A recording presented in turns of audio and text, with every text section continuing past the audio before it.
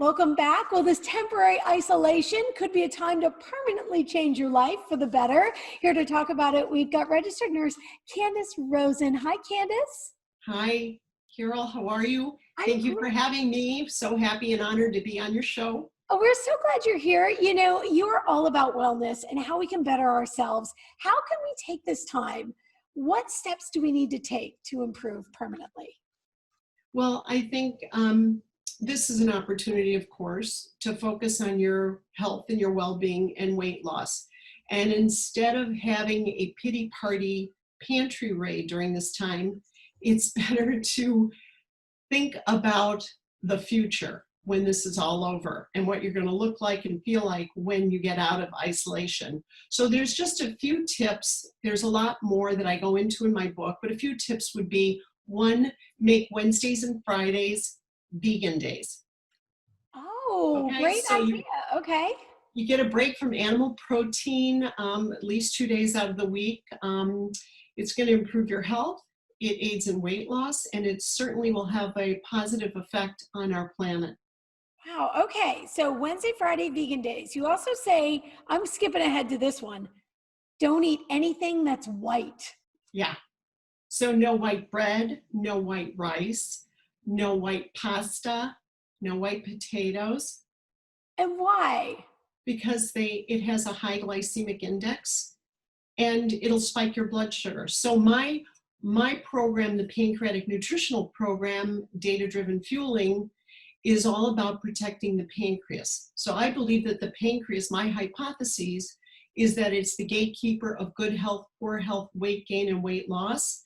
And I believe that all NCDs, non-communicable diseases, high blood pressure, high cholesterol, type 2 diabetes, obesity, polycystic ovarian syndrome, low testosterone, renal issues, metabolic syndrome, even some cancers stem from pancreatic abuse. So how do I define pancreatic abuse?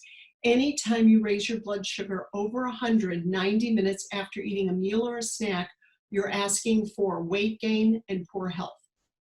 Wow. Okay. And all of this, so you have a book coming out in July. All this is in the book where it's called Forget Dieting. It's all about data-driven fueling. So you really take a deep dive into the science of why our bodies react a certain way.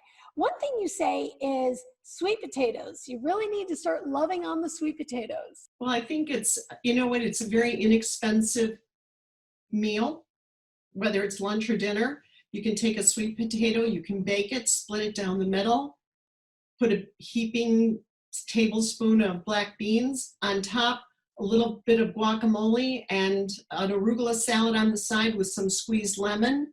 It's very nutritious and it satiates your appetite. You don't get a spike in blood glucose.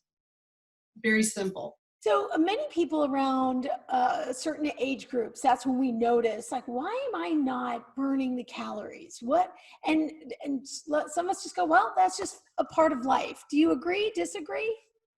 Well, I think weight gain and weight loss is very simple to understand.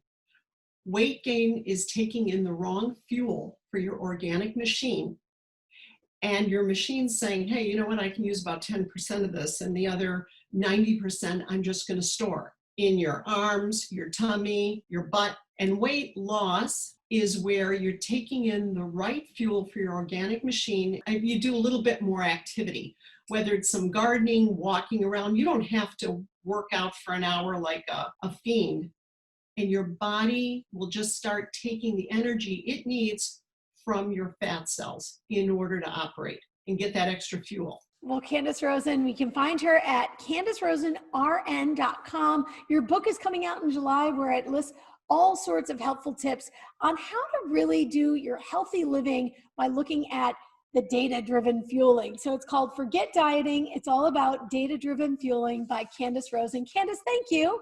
Thank you so much. I appreciate it. Thank you for having me on.